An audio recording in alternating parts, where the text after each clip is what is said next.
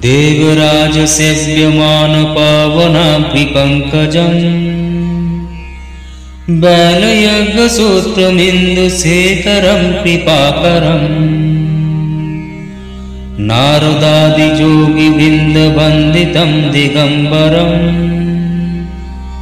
काशिकापुराधिनाथकालभैरवं भजे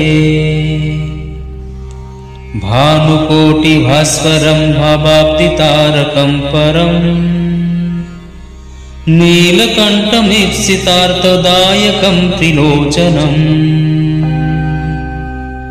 कालकालम् अम्बुजक्षमक्षशूलमक्षरम् काशिकापुराधिनाथकालभैरवं भजे शूलटङ्कपाशदण्डपाणिमादिकारणम् श्यामकायमादिदेवम् अक्षरं निरामयम् भीमविक्रमं प्रभुं विचित्रताण्डवप्रियम् काशिकापुराधिनाथकालभैरवं भजे भुक्तिमुक्तिदायकं प्रशस्तचारुविग्रहम् भक्तवत्सलं स्थितं समस्तलोकविग्रहम् विलिक्कनन्मनोगह्यं किङ्किणीलसत्कटिम्